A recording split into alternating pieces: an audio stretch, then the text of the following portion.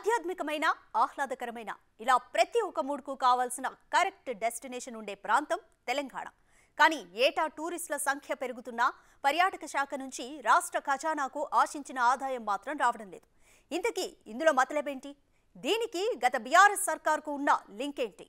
అసలు టూరిజం శాఖలో ఏం జరుగుతోంది? దాని ప్రక్షాళనకు రేవంత్ సర్కార్ ఏం చేయబోతోంది?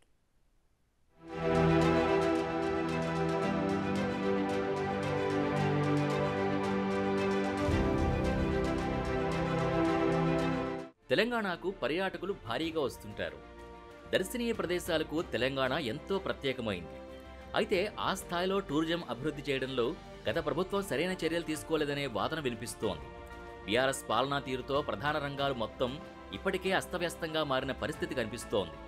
సాగునీరు, విద్యుత్ రంగాలు ఆగమాగం కాగా చాలా శాఖల్లో ఏం జరుగుతోందో అర్థం కాని పరిస్థితి ఉంది. ఇందులో టూరిజం శాఖ కూడా ఏం మినహాయింపు కాదనే చెప్పాలి.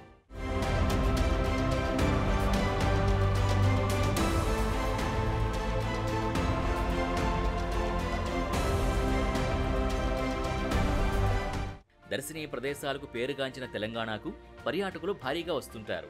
ప్రతి ఏటా టూరిస్టుల సంఖ్య పెరుగుతున్నా ప్రభుత్వానికి ఆశించిన స్థాయిలో ఆదాయం రావట్లేదు.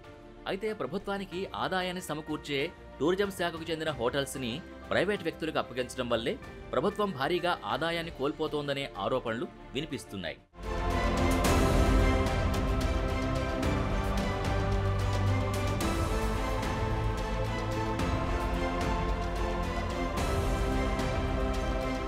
ప్రత్యేక రాష్ట్ర ఏర్పాటు నుంచి పర్యాటక ప్రాంతాల అభివృద్ధికి భారీగా నిధులు వెచ్చించిన ప్రభుత్వం అక్కడి హోటల్స్ని ప్రైవేటు వ్యక్తులకు అప్పగించడంతో రాష్ట్ర ఖజానాకు భారీగా గండిపడినట్టు కనిపిస్తోంది. తెలంగాణలోని ప్రముఖ దర్శనీయ స్థలాలైన కొత్తకొండ, సిద్దిపేట, ధర్మపురి, సోమశిల, ఈగలపెంట, షామీర్పేట, మేడారం, మల్లూరు, బొగత వాటర్ ఫాల్స్, గట్టమ్మ ఆలయాల వద్ద ఉన్న టూరిజం హోటల్స్ని ప్రైవేటు వ్యక్తులకు అప్పగించింది గత కేసీఆర్ ప్రభుత్వం. మరోవైపు టూరిజం శాఖతో ప్రైవేట్ నిర్వాహకులు చేస్తున్న ఒప్పందాల్లోనూ పలు అవినీతి అక్రమాలు జరిగినట్టు ఆరోపణలు వినిపిస్తున్నాయి. షామీర్పేట, ఈగలపెంట, సోమశిల ప్రాంతాల్లో ఉన్న హోటల్స్ని బీఆర్ఎస్ ప్రభుత్వంలోని మాజీ మంత్రి అనుచరులు నడిపిస్తున్నారు. దీంతో అక్కడి నుంచి వచ్చే భారీ ఆదాయం ప్రైవేట్ వ్యక్తుల చేతుల్లోకి వెళుతోంది.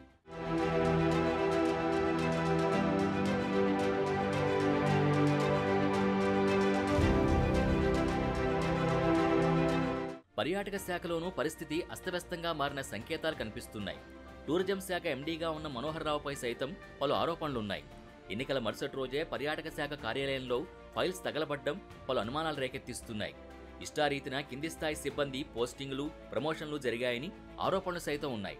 ఇక ఆర్థిక లావాదేవీల్లోనూ పలు అక్రమాలు జరిగాయని తెలుస్తోంది. టూరిజం శాఖ అభివృద్ధి పక్కన పెట్టి గత ప్రభుత్వంలోని పెద్దలు చెప్పినట్టు నడుచుకోవడం వల్లే ప్రస్తుత పరిస్థితులు ఏర్పడ్డాయని చర్చ జరుగుతోంది.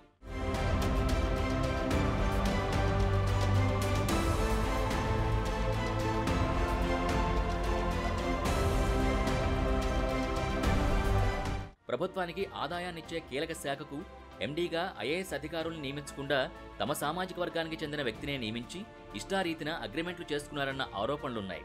పరోక్షంగా గత ప్రభుత్వంలోని నేతలు లబ్ధి పొందారనే టాక్ వినిపిస్తోంది. గత బీఆర్ఎస్ ప్రభుత్వంలో ఇష్టారీతిన వ్యవహరించిన టూరిజం శాఖలోని అధికారులు ఇప్పుడు ప్రభుత్వం మారడంతో ఆందోళనలో ఉన్నట్టు చెబుతున్నారు. టూరిజం శాఖపై కూడా నూతన ప్రభుత్వం దృష్టి సారిస్తే అక్రమాలు బయటపడతాయని చర్చ జరుగుతోంది. అన్ని రంగాల్ని ప్రక్షాళన చేయడానికి సిద్ధమైన రేవంత్ రెడ్డి ప్రభుత్వం పర్యాటక శాఖ వైపు దృష్టి సారిస్తుందా లేదా అన్నది వేచి చూడాలి.